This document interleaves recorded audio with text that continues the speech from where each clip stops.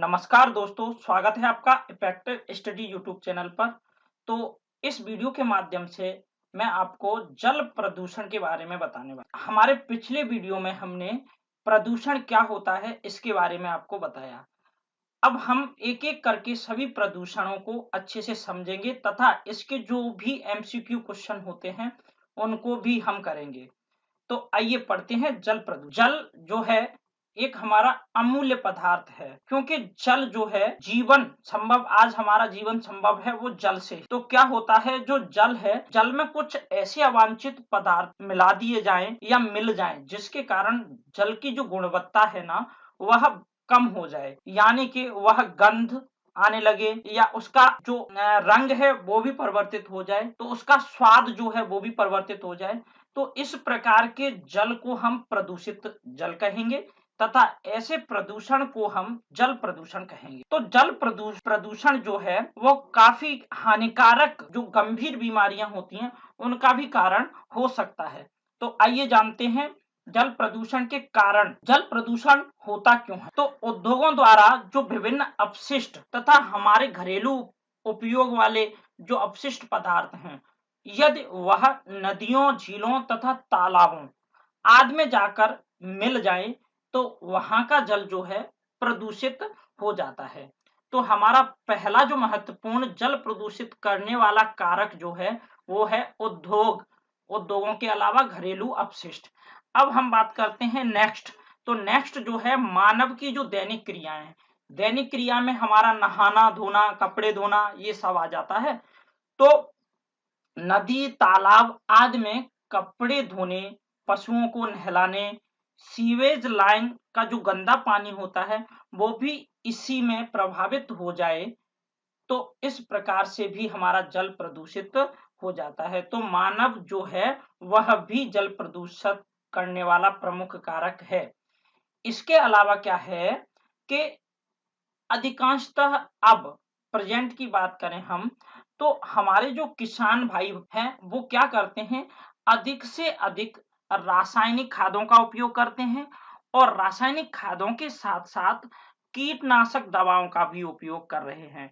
तो इससे क्या हो रहा है, जो हमारी भूमि है वो तो प्रदूषित हो ही रही है, लेकिन जब वर्षा का जल इस प्रकार के जो कीटनाशक और रसायन खाद होते हैं उनके जल को कहाँ, नदियों में, तालाबों में और झरनों में, इनमें ले जाते हैं और इसके कारण क्या है, वहां का जल भी क्या हो जाता है, प्रदूषित हो जाता है। तो हम मुख्यतः समझें तो एक तो मानव की दैनिक क्रियाएं, दूसरा कृषि एवं कीटनाशक दवाएं और तीसरा उद्योगों द्वारा। तो यह मुख्यतः हमारे जल को प्रदूषित करने वाले कारक होते हैं। अब बात करते हैं कि जल प्रदूषण जो है उसके प्रभाव क्या होते हैं।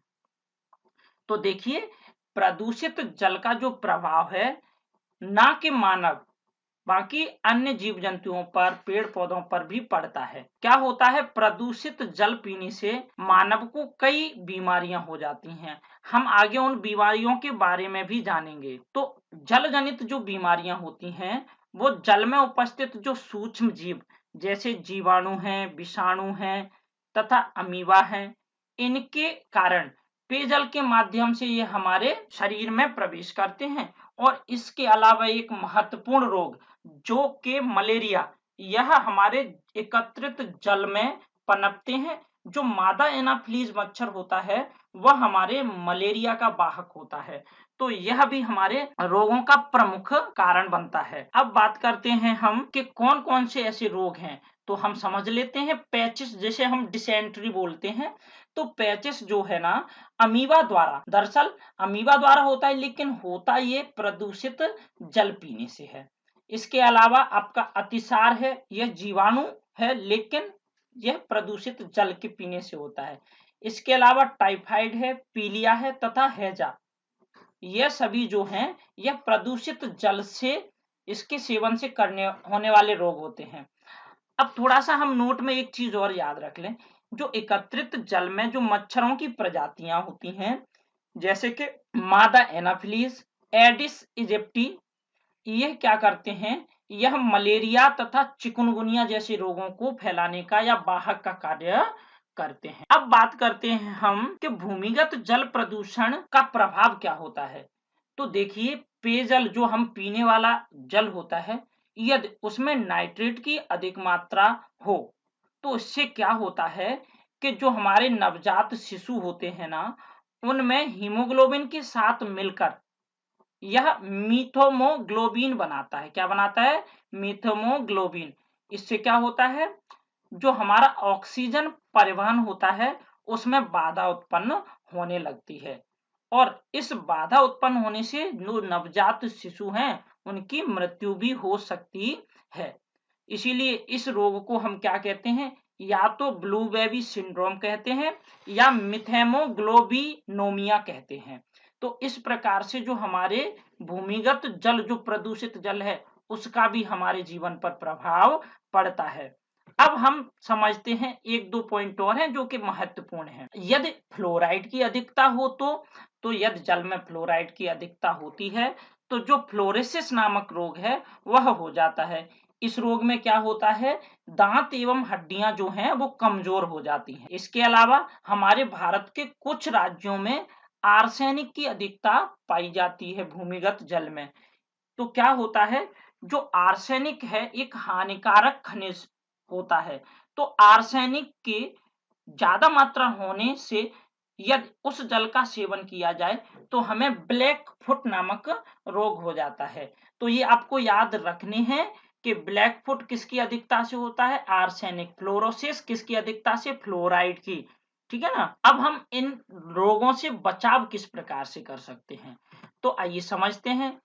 देखिए, पीने वाला जो हमारा स्वच्छ जल है उसका ही प्रयोग करें तथा हम जो जल है उसको ढककर अवश्य रखें। और हम सभी लोगों की ये जिम्मेदारी बनती है कि हम अपने आसपास जल एकत्रित ना होने दें। जल स्रोतों को अपनी दैनिक क्रियाकलापों से दूषित ना करें। इसके अलावा यदि हम किसी ग्रामीण क्षेत्र में रहते हैं तो हमें सोते समय मच्छरदानी का भी प्रयोग करना चाहिए। और यदि हमें रोग होता है तो हमें तत्काल से किसकी सलाह लेना चाहिए, डॉक्टर की या चिकित्सक की सलाह लेनी चाहिए। अब हम बात करते हैं कुछ महत्वपूर्ण क्वेश्चन है जो कि पेपरों में पूछा जाता है, बीओडी, जिसे हम बायोलॉजिकल ऑक्सीजन डिमांड। तो आइए समझते हैं ये क्या होता है। देखिए, जैविक पदार्थों की जो निश्चित मात्रा के विघटन के लिए, देखिए सभी जीव क्या ऑक्सीजन ग्रहण करते हैं, तो जल में ऑक्सीजन की यह मांग जो है प्रदूषण के स्तर को बताने का कार्य करती है। यदि जल है, जल में काफी अधिक जैविक पदार्थ मिल जाएंगे तो क्या होगा, ऑक्सीजन समाप्त हो जाएगी और इसके कारण क्या होगा, जो हमारे समुद्रीय जीव हैं जैसे मछलियां हैं वह ऑक्सीजन पर निर्भर रहते हैं और यह सभी जीवों की मृत्यु हो जाती है। तो बायोलॉजिकल ऑक्सीजन डिमांड, जिसे हम बीओडी कहते हैं, यह किसी भी जल में प्रदूषण के स्तर की सूचक होता है या सूचक होती है। क्लियर हुआ आपका। तो इस प्रकार से हमने बायोलॉजिकल ऑक्सीजन डिमांड को भी जाना। अब बात आती है कि हम किस प्रकार से जल प्रदूषण को नियंत्रण कर सकते हैं। तो देखिए, नदी, तालाब, हाँ, ये कपड़े धोने व पशुओं को नहलाने आदि से हमें रोकना चाहिए। ठीक है। और पेयजल स्रोतों की नियमित साफ सफाई भी हमें करना चाहिए और प्रत्येक नगर में बाहित शोधन संयंत्र लगाकर, ये काम हमारी नगर पालिका का होता है या नगर निगम का है, तो संयंत्र लगाकर जल प्रदूषण से हमारे जो प्रदूषणकारी तत्व हैं उनको पृथक कर लें और उसके पश्चात ही उस जल को अन्य जल स्रोतों में जाने दें। एक महत्वपूर्ण क्वेश्चन और है, इसको भी हम समझ लेते हैं। देखिए, गंगा नदी के संरक्षण के लिए जो भारत सरकार थी उसने 5 जुलाई 2016 को एक प्रोग्राम चालू किया था जिसे हम नमामि गंगे प्रोग्राम कहते हैं। ठीक है। और गंगा नदी के प्रदूषण को कम करने के लिए इससे भी पहले राजीव गांधी द्वारा सन 1985 में एक प्लान लाए गए थे और उस प्लान को नाम दिया गया गंगा एक्शन प्लान। तो इस प्रकार से हमने इस वीडियो के माध्यम से जल प्रदूषण को, बिल्कुल जितने भी हमारे कॉम्पिटिटिव एग्जामों की तैयारी करने वाले छात्र हैं तो उनके लिए भी यह महत्वपूर्ण है, एक एक चीज हमने क्लियर करके बताई। वीडियो देखने के लिए बहुत बहुत धन्यवाद।